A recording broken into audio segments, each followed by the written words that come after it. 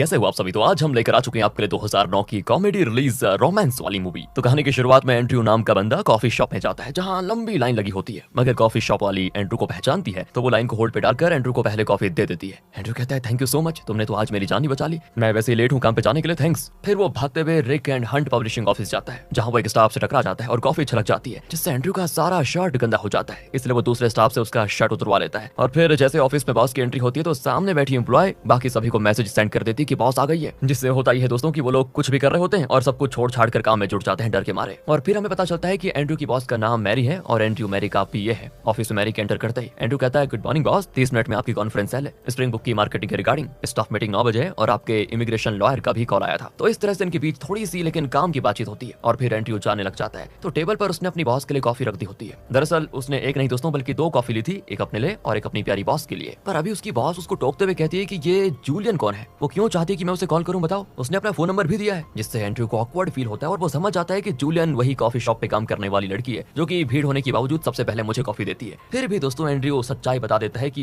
ये दरअसल मेरा कप था, आपके लिए जो कॉफी मैं लेकर आया था वो रास्ते में गिर गई थी। तो मैरी उस कॉफी की एक सिप ले लेती है और कहती है अच्छा तो तुम बिना चीनी के सिनेमन वाली लाइट सोय लेट्स पीते हो। वो कहते हैं हाँ दोस्तों, दरअसल मैरी और एंड्रयू दोनों सेम ही कॉफी पीना पसंद करते थे और ये बात मैरी को आज पता चलती है। इसके बाद मैरी जाती है अपने बॉब नाम के एक स्टाफ के केबिन में और उसे कहती है कि मैं तुम्हें काम से निकाल रही हूँ क्योंकि मैंने तुमसे कई बार कहा कि फ्रैंक से ओपरा करवाओ पर तुमने नहीं करवाया। तो बॉब कहता है कि मैंने भी आपको कई बार समझाया था कि फ्रैंक ने पिछले 20 साल में कोई इंटरव्यू नहीं दी है तो वो नहीं मानेगा, कहा था ना मैंने। तो मैरी कहती है पर मैंने तो जब फ्रैंक से कॉल पे बात की वो तुरंत राजी हो गया और तुमने मेरी बात मानते हुए फ्रैंक को एक कॉल तक नहीं किया था और हमेशा कह रहे थे कि उसने इंटरव्यू देने से मना कर दिया। अब तो मेरी बात सुनो, मैं तुम्हें 2 महीने का वक्त देती हूँ न्यू जॉब ढूंढने के लिए और फिर यहाँ के स्टाफ को बताने के लिए कि तुमने खुद ही रिजाइन दिया है। वो क्या है ना कि मेरी इमेज ऑफिस में वैसी खराब है, तुम्हें फायर करने से मैं अपनी बदनामी नहीं करना चाहती समझे। पर दोस्तों बॉब मैरी के इस डर का फायदा उठाते हुए केबिन से बाहर निकलकर सारे स्टाफ के सामने मैरी को खूब भला बुरा कहता है कि मुझे इसलिए काम से निकाल रही हो क्योंकि तुम्हें डर लगता है मुझसे ना, तुम्हें डर है कि कहीं बोर्ड को मेरा काम पसंद ना आ जाए और मुझे बॉस ना बना दे, तुम्हारी जैसी हरकत है ना कोई तुमसे प्यार भी नहीं करेगा। इस तरह वो अपने दिल की भड़ास निकाल लेता है। उसके बाद मैरी कहती हो गया तुम्हारा, और मैं तुम्हें काम से इसलिए नहीं निकाल रही कि मैं तुमसे डरती हूँ बल्कि तुम एक आलसी और बेकार स्टाफ हो इसलिए निकाल रही हूँ जिसका सारा टाइम अपनी वाइफ को चीट करने में निकल जाता है, इसलिए तुम ना अपनी वाइफ पे ध्यान देते हो और ना ही काम पे। अब अगर तुमने एक भी शब्द अपने मुंह से निकाला और इस ऑफिस से बाहर चलकर नहीं गए तो गार्ड्स उठाकर फेंक देंगे बाहर और सोचो तुम्हारी वीडियो बनाएगा एंड्रयू और फिर यूट्यूब पे डाल देगा समझे। इसके बाद मैरी एंड्रयू को इस वीकेंड पे एक नया काम सौंप देती है जो कि पहले बॉब किया करता था पर अब तो उसको निकाल दिया गया है, तो जब तक उसकी जगह पे दूसरा बंदा नहीं आ जाता तब तक उसका काम एंड्रयू को संभालना होगा। तो एंड्रयू बताता है कि इस वीकेंड पे तो मेरी ग्रैनी का 90 बर्थडे है और मुझे उनके पास जाना था, पर कोई नहीं काम ज्यादा इंपॉर्टेंट है तो मैं कर दूंगा। फिर वो यही बात कॉल करके अपनी मॉम को बताता है तो उसकी मॉम कहती है तुम एक काम करो बेटा, जॉब ही छोड़ दो क्योंकि तुम्हारी बॉस इंसान नहीं है और ना ही वो तुम्हें इंसान समझती है, जब देखो तब देखो काम काम काम, इसके अलावा इंसान की लाइफ नहीं होती क्या। एंड्रयू दोस्तों की इसी तरह समझा बुझा कर फोन रख देता है और मैरी भी समझ जाती है कि एंड्रयू के घर वाले मुझे जरा भी पसंद नहीं करते। इसके बाद मैरी को उसके बॉस अपने ऑफिस में बुलाते हैं जो कि मैरी के काम से खुश तो होते हैं मगर मैरी यहाँ की नागरिक नहीं है, ये दिक्कत है। वो वर्किंग वीजा पे यहाँ पे रह रही होती और उसने वीजा रिन्यू के लिए जो एप्लीकेशन भेजा था वो भी डिक्लाइन हो चुका है, इसलिए मैरी के बॉस कहते हैं कि तुम्हें तुम्हारी कंट्री में रिपोर्ट किया जाएगा। हम वीजा के लिए दोबारा अप्लाई तो कर सकते हैं मगर उसके लिए तुम्हें अपनी कंट्री में वापस जाकर कम से कम 1 साल तक रहना होगा, उसके बाद ही तुम यहाँ पर आ सकती हो। और तब मैरी कहती है ये सब सुनकर अच्छा तो नहीं लग रहा पर मैं वीडियो कॉल पे सारा कुछ मैनेज कर सकती हूँ। तब उसके बॉस बताते हैं कि देखो बात को समझो, अगर तुम रिपोर्ट कर दी जाती हो तो तुम किसी भी अमेरिकन कंपनी के लिए काम नहीं कर सकती, तुम्हें इस मैटर को पहले सीरियसली लेना चाहिए था और अपना पेपर वर्क सही से कराना चाहिए था। अब देखो बात आगे निकल चुकी है, इसलिए जब तक ये सब रिजॉल्व नहीं हो जाता मैं बॉब को सारी जिम्मेदारियां दे रहा हूँ संभालने के लिए। मैरी तो चौंक जाती है दोस्तों इस पे और कहती है पर उसे तो मैंने अभी काम से निकाल दिया है। पर उसके बॉस कहते हैं कि नहीं, हम अभी उसको नहीं निकाल सकते, हमें एडिटर इन चीफ की सख्त जरूरत है और बॉब इकलौता एम्प्लॉय है इस ऑफिस में तुम्हारे बाद जिसे सबसे ज्यादा एक्सपीरियंस है। और तभी एंड्रयू आता है और मैरी को बताता है कि एक इंपॉर्टेंट कॉल आया आपके लिए, मैंने उन्हें बताया कि आप बिजी हैं बॉस के साथ पर नहीं मान रहे। और तब मैरी के दिमाग में एक आइडिया आता है, वो एंड्रयू को अंदर बुलाती है और अपने बॉसेस के सामने ऐलान करती है कि हम शादी करने वाले हैं। एंड्रयू को कुछ समझ में नहीं आता कि वो क्या बोल रही है पर क्योंकि वो उसकी बॉस है तो बस उसकी हाँ में हाँ मिलाता चला जाता है और इसका नतीजा ये निकलता है कि मैरी अपने बॉसेस को अपनी और एंड्रयू की फेक लव स्टोरी सुनाती है और कहती है कि हम शादी करने वाले हैं। तो उसके बॉस कहते हैं कि जल्दी कर लो। दरअसल दोस्तों ये सब मैरी की चाल है यहाँ रुकने की। वो एंड्रयू से शादी करके ग्रीन कार्ड पाना चाहती है यानी अमेरिका की नागरिकता पाना चाहती है। एंड्रयू यहाँ का नागरिक तो है ही, उसे शादी करने के बाद मैरी भी यही लाइफ टाइम बन जाएगी बिना वीजा के।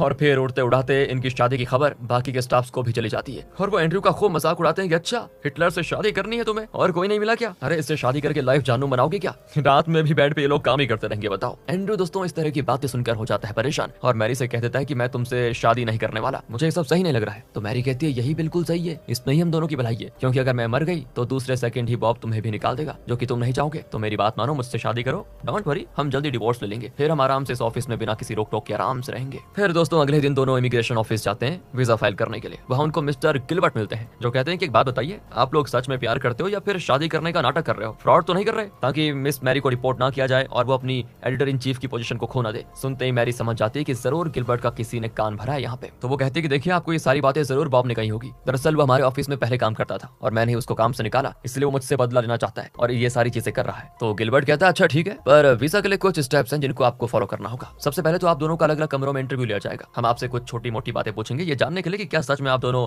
लंबे वक्त से एक दूसरे के साथ हो, एक दूसरे को डेट कर रहे हो या फिर नहीं। और इस तरह की बातें अक्सर रियल कपल को ही एक दूसरे के बारे में पता होती है। सेकंड स्टेप होगा कि हम आप दोनों का फोन चेक करेंगे। हम आपके पड़ोसी और कोवर्कर से पूछताछ करेंगे। अगर तुम दोनों ये टेस्ट में पास नहीं होते तो मिस मैरी आपको तो फौरन डिपोर्ट कर दिया जाएगा और मिस्टर एंड्रयू आपको $2,50,000 का फाइन भरना पड़ेगा, साथ ही 5 साल की जेल में सजा। एंड्रयू तो घबरा जाता है और मिस्टर गिलबर्ट से कहता है कि देखिए, बात दरअसल कुछ ऐसी है कि हम दोनों एक ही ऑफिस में काम करते हैं। हमें प्यार में नहीं पड़ना था, पर साथ में काम करते करते हमें खुद भी पता नहीं चला कि कब प्यार हो गया। इसलिए हमने फैसला किया कि अपनी डेटिंग वाली बात सभी से छिपा कर रखेंगे। वैसे भी प्रमोशंस का सीजन आने वाला है और मैंने बड़ी मेहनत से काम किया था प्रमोशंस पाने के लिए। मैं नहीं चाहता कि मेरी डेटिंग लाइफ की वजह से मेरा प्रमोशन रोक दिया जाए या फिर कोई ये कहे कि ये तो अपने बॉस के साथ इन्वॉल्व है इसलिए इसको प्रमोशन मिला, बस इसलिए औरों को नहीं पता हमारे बारे में। तो मिस्टर गिलबर्ट कहता है कि आपने अपनी ये लुका छुपी प्यार वाली बातें अपनी फैमिली को तो बताया होगा ना। मैरी कहती है मैं तो अपने पेरेंट्स की इकलौती बच्ची थी और मेरे पेरेंट्स की मौत हो चुकी है, मगर हाँ, एंड्रयू की अच्छी खासी फैमिली है। इस वीकेंड तो ग्रैनी 90 साल की होने वाली है और हम पूरी फैमिली के साथ अपने रिश्ते के बारे में उनको बताने वाले हैं। जिसपे गिलबर्ट ये पूछ बैठता है कि वैसे आपके होने वाले ससुराल है कहाँ पे। तो मैरी फट से ये कहती है मैं अकेले ही बड़बड़ किए जा रही हूँ, एंड्रयू तुम भी तो कुछ बोलो। तो वो बताता है कि मेरी फैमिली सिटी अलास्का में रहती है। इसके बाद गिलबर्ट कहता है कि अच्छा तो ऐसी बात है, चलो मैं तुम दोनों से इस मंडे 11 बजे मिलता हूँ। फिर इसके बाद दोस्तों जैसे ये दोनों इमिग्रेशन ऑफिस से बाहर निकलते हैं ना, एंड्रयू तो अपने नखरे दिखाना शुरू कर देता है। वो कहता है कि देखो,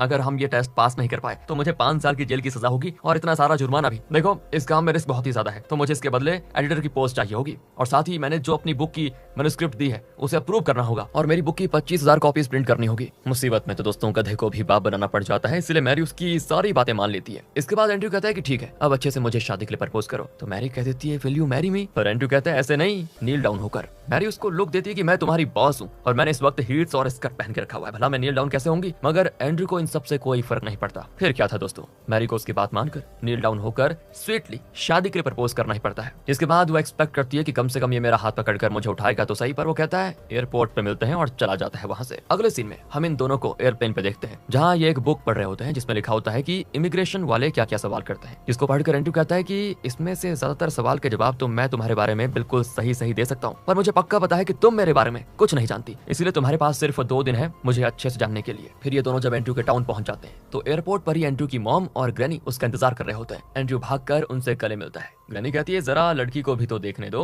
पर जब वो मैरी को देखती है तो डिसअपॉइंट हो जाती है दोस्तों और कहती है ये लड़की नहीं बल्कि औरत है। और फिर एंड्रयू ने मैरी से इंट्रोड्यूस करवाता है। तो ग्रैनी मजे मजे से उनकी इंसल्ट कर देती है कि तुम्हारा नाम तो मैरी की जगह शैतान की बीवी होना चाहिए, ये मेरे पोते को इतना परेशान करती हो है। फिर जब ये लोग घर जा रहे होते हैं तो मैरी रास्ते में बहुत शॉप्स देखती है। उनमें एक शॉप होती है जिसका नाम है पैक्सटन। वो नोटिस करती है कि एंड्रयू ने जो बैग लिया है वो भी पैक्सटन का है और एंड्रयू का सरनेम भी पैक्सटन ही है। तो वो उससे कहती है कि तुम्हारे टाउन में तुम लोगों को इतना बड़ा बिजनेस है और तुमने मुझे बताया तक नहीं। इसके बाद ये लोग हार्बर पे पहुंच जाते हैं क्योंकि उन्हें बोट से आइलैंड पे जाना होता है जहां एंड्रयू का घर है। बोट पे जाने के लिए लंबी सीढ़ी से नीचे उतरना होता है। एंड्रयू, उसकी मॉम और बूढ़ी ग्रैनी भी फटाफट उतर जाते हैं, मगर मैरी को उतरने में सदियों लग जाते हैं। इसके बाद जब वो एंड्रयू का घर देखती है तो चौंक जाती है दोस्तों और कहती है ये घर तुम्हारा, ये तो कोई बंगलो है। फिर वो एंड्रयू को सुनाने लग जाती है कि तुम इतने अमीर हो तो तुमने बताया नहीं पहले। वो कहता है कि मैं कहाँ अमीर हूँ, ये तो मेरे पेरेंट्स का है, मेरा कुछ नहीं है। फिर वो कहता है कि 2 साल से मैं तो सिर्फ तुम्हारी बात सुन रहा हूँ, अपने बारे में बताने का वक्त नहीं मिला ना, इसीलिए। तो घर पे जाते ही ये लोग देखते हैं एंड्रयू के आने की खुशी में ग्रैनी ने घर पे एक शानदार पार्टी दी है जिसमें एंड्रयू की एक्स गर्लफ्रेंड जेनी भी आई होती है। घर पे नौकर चाकर सब होते हैं। घर अंदर से देखने में दोस्तों काफी सुंदर होता है, जिससे मैरी बड़ी इंप्रेस हो जाती है कि वाओ, मैंने नहीं सोचा था कि ये तो ऐसा होगा। इसके बाद एंड्रयू सभी के सामने अनाउंस करता है कि पिछले 1 साल से मैं और मैरी एंगेज्ड हैं और हम जल्दी शादी करने वाले हैं। ये सुनकर सभी बड़े खुश होते हैं। हालांकि एंड्रयू के डैड उसे कुछ खास पसंद नहीं करते, पर कोई नहीं। इसके बाद ग्रैनी इनसे पूछती है कि तुमने किसको प्रपोज किया, कैसे, क्या बताओ जरा। तो सारे गेस्ट भी ये सुनने को तैयार होते हैं और एंड्रयू और मैरी तो एक दूसरे का मुंह ताकने लगते हैं। तो एंड्रयू कहता है कि देखिए भाई लोगों, कहानी सुनाने में तो मैरी एक्सपर्ट है, वो ही सुनाएगी। पर दोस्तों फिर वो कुछ अपने मन से बनाकर क्यूट सी स्टोरी सुना रही होती है कि पता है एंड्रयू ने मेरे लिए क्यूट सा बॉक्स बनाया था अपने हाथों से, उसमें ढेर सारे रंग बिरंगे पेपर से हार्ट शेप बनाया था अपने हाथों से। लेकिन दोस्तों ये स्टोरी उसको ज्यादा अच्छी नहीं लगती क्योंकि इससे सबके सामने उसकी एक सॉफ्ट मैन की इमेज बन रही थी। तो वो बीच में इंटरफेयर करता है और कहानी को थोड़ा मैस्कुलिन मोड़ देता है कि उस बॉक्स में रिंग नहीं थे बल्कि एक लेटर था जिसमें मैंने होटल का नाम और एड्रेस वगैरह लिखा हुआ था। साथ ही बेडरूम में मैरी के लिए एक सेक्सी सी ड्रेस भी रखी हुई थी जिसे पहनकर वो मेरे होटल रूम में आई और फिर मैरी बोलना शुरू कर दी। और वहां मैंने देखा कि एंड्रयू की आंखों में आंसू थे। उसने फिर रोते रोते मुझे अपने दिल का हाल बताया और मैंने भी हाँ कर दी। लेकिन एंड्रयू को ये आखिरी वाली बात भी अच्छी नहीं लगती। वो कहता है कि इसने तो मेरी इमेज फिर खराब कर दी। पर बाकी लोग इस स्टोरी पे यकीन कर लेते हैं और इन्हें किस करने को कहते हैं। तो एंड्रयू झिझकते हुए मैरी के हाथ पे किस करता है, पर लोग कहते हैं कि नहीं नहीं लिप किस करो। तो एंड्रयू डर जाता है पर हल्की सी किस कर ही लेता है, पर इससे भी लोग नहीं मानते। ग्रैनी कहती है ये क्या कर रहे हो एंड्रयू, एक असली मर्द की तरह किस करो ना, पूरा डोमिनेशन दिखाओ, आखिर ये तुम्हारी होने वाली वाइफ है। जिसके बाद मजबूरन इनको एक पैशनेट लंबी किस करनी पड़ती है और मैरी भी कुछ कह नहीं पाती। फिर इनको सोने के लिए कमरा दिया जाता है। कमरा तो बहुत ही सुंदर होता है मगर ये दोनों साथ में सो नहीं सकते, इसलिए रात में एंड्रयू जमीन पे सो जाता है और मैरी को बेड पे सोने देता है। पर सुबह सूरज की किरणों से उसकी आंख खुल जाती है और वो कंप्लेन करने लगती है। तो एंड्रयू एक रिमोट का बटन दबाता है जिससे विंडो पे कर्टेन्स अपने आप लग जाते हैं। कुछ देर के बाद फ्रैंक का कॉल आता है मैरी को, जिससे बात करने के लिए मैरी घर से बाहर निकल जाती है क्योंकि अंदर फोन में नेटवर्क नहीं होता। मगर घर का दरवाजा बंद करना भूल जाती है वो, इसलिए मैरी के पीछे पीछे घर का छोटू सा डॉग भी निकल जाता है और ईगल उसको अपने पंजे में दबोच कर ले जाने लग जाता है। मगर मैरी ईगल को शू शू करके भगाने लग जाती है। इसके बाद वो ईगल मैरी के हाथ से उसका फोन छीन कर भाग जाता है। तो मैरी भी खुद में कहती है एक काम करो, इस डॉग को लेकर चले जाओ, मुझे फोन चाहिए, मेरा काफी इंपॉर्टेंट कॉल आते हैं उसमें। और दोस्तों इस वक्त एंड्रयू, उसकी मॉम और ग्रैनी बालकनी से मैरी को देखते हैं और उन्हें लगता है कि मैरी कितनी अच्छी है, वो डॉगी के साथ खेल रही है बताओ। फिर वो एंड्रयू से कहती है कि जाओ जाकर मैरी को रेडी होने को कहो, हमें उसको सरप्राइज देना है। तो एंड्रयू जाता है मैरी के पास और उसे जब वो फोन वाली बात पता चलती है तो एंड्रयू भी कहता है परेशान मत हो, हम कल ही शहर जाएंगे और वहां से तुम्हारे लिए सेम फोन और सेम नंबर ले लेंगे, ओके। फिलहाल तुम रेडी होकर जाओ क्योंकि मॉम और ग्रैनी तुम्हें कहीं लेकर जाना चाहते हैं घुमाने के लिए। पर वो जाना ही नहीं चाहती दोस्तों। तो एंड्रयू उसको जबरदस्ती हक करता है और कहता है कि तुम्हें जाना ही होगा वरना मॉम को अच्छा नहीं लगेगा। इसके बाद एंड्रयू को उसके डैड बुलाते हैं और अपनी इच्छा बताते हैं कि मैं तो बूढ़ा हो गया, मैं तुम्हारी मॉम के साथ मिलकर इतना बड़ा बिजनेस खड़ा किया, मैं चाहता हूँ कि तुम इसको संभालो। न्यूयॉर्क में क्या कर रहे हो तुम, वहाँ क्या रखा हुआ है तुम्हारे लिए। तो एंड्रयू कहता है कि डैड हम इस बारे में पहले ही बात कर चुके हैं,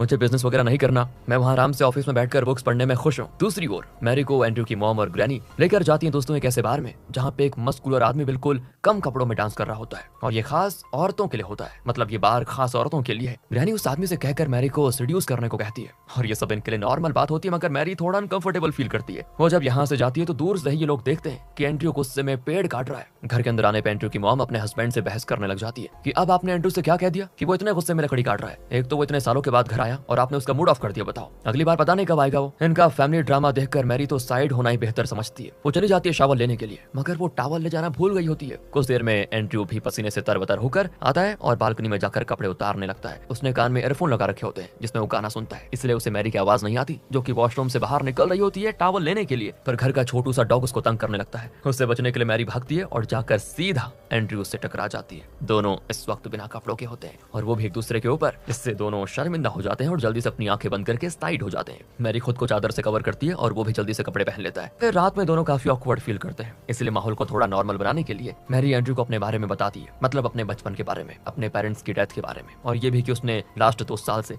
फिजिकल रिलेशन नहीं बनाया काम के प्रेशर की वजह से। और जिस दिन बॉब ने ऑफिस में सबके सामने उसकी बेइज्जती की थी तो वो कैसे बाथरूम में 2 घंटे तक रोई, सब बताती है। और इस तरह बताते बताते दोनों सो जाते हैं। अगली सुबह एंड्रयू की मॉम दरवाजा नॉक करती है। वो कहती है कि तुम्हारे लिए ब्रेकफास्ट लाए हैं। मैरी जल्दी से उठती है और एंड्रयू को भी उठाती है, फिर उसे बेड पे बुलाती है ताकि एंड्रयू की मॉम को पता ना चले कि ये लोग साथ नहीं सोते। ये दोनों एक दूसरे को हक करते जाते हैं और फिर मॉम को अंदर आने की परमिशन देते हैं। फिर एंड्रयू की मॉम एंड डैड अंदर आते हैं तो वो कहते हैं कि तुम दोनों वैसे भी शादी करने वाले हो तो हम चाहते हैं कि तुम यहीं शादी कर लो हमारे सामने, जिससे ग्रैनी भी अपनी आंखों के सामने तुम्हारी शादी देख लेगी। एंड्रयू और मैरी तो घबरा जाते हैं कि अब क्या करें और कहते हैं कल तो ग्रैनी का 90वां बर्थडे है ना, हम उसे खराब नहीं करना चाहते। पर तभी ग्रैनी भी एंट्री लेती है और कहती बेकार की बातें मत करो, ये मेरे 89th बर्थडे की पार्टी है और अब वैसे भी मेरा मन इन सभी से भर चुका है। इससे पहले कि मैं मर जाऊं मैं चाहती हूँ कि मेरे पोते की शादी मेरी आंखों के सामने हो, वो भी हमारे रीति रिवाजों के हिसाब से। अब तो दोस्तों एंड्रयू और मैरी को हाँ करना ही पड़ता है क्योंकि ग्रैनी बिल्कुल सेंटी हो रही होती है। और उन लोगों के बेडरूम से चले जाने के बाद एंड्रयू काफी गिल्टी फील करने लगता है। वो कहता है कि मेरी फैमिली कितनी एक्साइटेड है हमारी शादी के लिए, अगर उन्हें किसी तरह ये पता चल गया ना कि हम सब नाटक कर रहे हैं तो मेरी मॉम तो टूट जाएंगी, ग्रैनी को हार्ट अटैक आ जाएगा और मेरे डैड का तो सर शर्म से झुक जाएगा। तब मैरी एंड्रयू को संभालती है ये कहते हुए कि कुछ नहीं होगा, सब ठीक हो जाएगा। मगर खुद उसका दिल बड़ा घबरा रहा होता है, इसलिए वो फ्रेश एयर लेने के लिए जंगल में चली जाती है जहाँ उसको दिखती है ग्रैनी जो कि मदर नेचर को थैंक कर रही होती है ये खुशी देने के लिए। वो मैरी को भी ज्वाइन करने को कहती है और कहती है कि तुम्हारे दिल में जो भी आ रहा है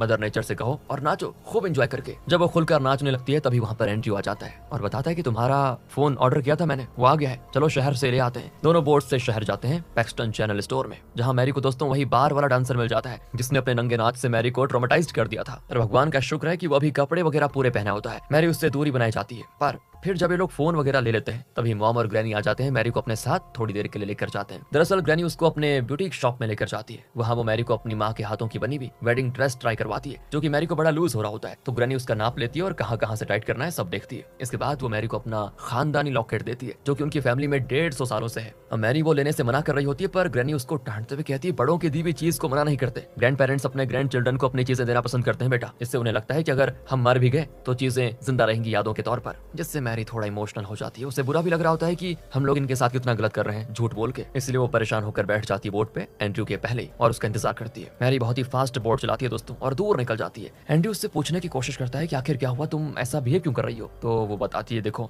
जब मैं 16 साल की थी तो मेरे पेरेंट्स कार एक्सीडेंट में मारे गए। तब से मैं अकेली ही रही हूँ। मैं भूल गई थी कि एक लविंग फैमिली क्या होता है और यहाँ मुझे इतना सारा प्यार मिल रहा है। मुझे बहुत अजीब सी फीलिंग हो रही है। अगर उनको सच्चाई पता चल गई तो क्या होगा, उनका दिल तो टूट जाएगा ना। इतने में एंड्रयू बोट को हैंडल करने लग जाता है और मैरी को रिलैक्स करने को कहता है, पर वो रिलैक्स करने के बजाय बोट से पानी में ही गिर जाती है। फिर किसी तरह एंड्रयू उसको वापस बोट पे लेकर आ जाता है और फिर घर पहुंचता है, जहाँ एंड्रयू के डैड कहते हैं कि मुझे तुम दोनों से कुछ बात करनी है। वो दोस्तों इनको घर के पीछे साइड वाले रूम में लेकर जाते हैं, जहाँ मिस्टर गिलबर्ट आए होते हैं। वो कहते हैं कि मैंने कहा था ना, मैं असलियत का पता लगा के रहूंगा। अभी भी तुम्हारे पास मौका है एंड्रयू, तुम सच्चाई एक्सेप्ट कर लो। तुम्हारे डैड की वजह से मैं तुम्हें जेल में जाने से बचा लूंगा, सिर्फ मैरी को डिपोर्ट किया जाएगा। एंड्रयू कहता है क्या बकवास है ये, मैं सच में मैरी से प्यार करता हूँ और कल हमारी शादी है, इसके अलावा मुझे कुछ नहीं सुनना बस। तो गिलबर्ट कहता है कि ठीक है, फिर शादी मैं देख कर ही जाऊंगा। इसके बाद दोस्तों एंड्रयू और मैरी को आज की रात अलग अलग कमरों में सुला दिया जाता है, क्योंकि कल इनकी शादी होने वाली है। अगले सीन में हम देखते हैं कि एंड्रयू दूल्हा बनकर खड़ा होता है, सारे गेस्ट आए होते हैं, तभी मैरी दुल्हन के अवतार में वहां पे आ जाती है और फिर इनकी शादी होने वाली होती है कि मैरी बीच में ये सारी चीजें रोककर सबके सामने सारी सच्चाई बता देती है। वो बता देती है कि इसमें एंड्रयू की कोई गलती नहीं है, वो एक अच्छा एम्प्लॉय है, उसने मेरे बस ऑर्डर को फॉलो किया।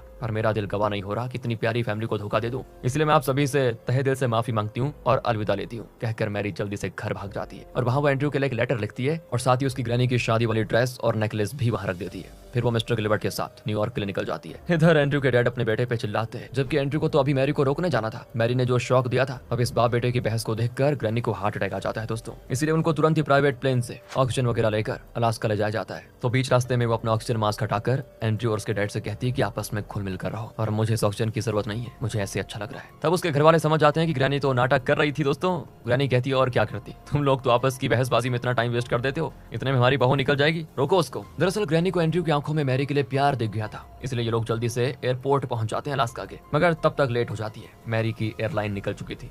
इसलिए अगले दिन एंड्रयू जाता है अपने न्यूयॉर्क वाले ऑफिस में, जहां मैरी अपना सारा सामान खाली कर रही होती है, क्योंकि उसको वापस कनाडा डिपोर्ट किया जाना है। एंड्रयू उसको रुकने को कहता है, वो पूरे ऑफिस स्टाफ के सामने उसको आई लव यू कहता है, पर वो नहीं मानती। वो कहती है कि देखो अब इन सब की जरूरत नहीं है, इन 2-3 दिनों में जो भी हुआ भूल जाओ उसको और अपनी फैमिली की पसंद की किसी लड़के से शादी कर लो। मुझे पता है सब मुझे खड़ू समझते हैं, मेरे साथ तुम्हारी लाइफ अच्छी नहीं कटेगी। तब एंड्रयू सबके सामने डांटता है और फिर उसको किस कर लेता है। मैरी भी सॉफ्ट हो जाती है दोस्तों, और तभी सारे ऑफिस वाले कहने लग जाते हैं कि अब समझ में आया असली बॉस कौन है। इस पे एंड्रयू और मैरी भी हंसने लग जाते हैं और मैरी भी मान गई होती है। ये दोनों फिर से जाते हैं इमिग्रेशन ऑफिस, वहाँ ये फिर से वीजा के लिए अप्लाई करते हैं। गिलबर्ट कहता है कि तुम लोग फिर आ गए, इस बार क्या प्लानिंग की है बताओ। तब एंड्रयू और मैरी दोनों बताते हैं सच्चाई कि हाँ, पहली बार हम सिर्फ वीजा के लिए शादी कर रहे थे, नाटक कर रहे थे, मगर इस बार हम सच में शादी कर रहे हैं क्योंकि हमने प्यार किया है। वो कई सारे सवाल करता है इन दोनों से एक दूसरे के बारे में और देखता है कि ये तो वाकई सही जवाब दे रहे हैं। एंड्रयू की फैमिली भी गिलबर्ट को बता देती है मैरी बहुत ही प्यारी लड़की है, वो इतने कम टाइम में हमारी फैमिली से कितना घुल मिल गई देखो, जिससे दोस्तों उसको रुकने की परमिशन मिल जाती है। और इसी के साथ इस मूवी का हैप्पी एंड होता है।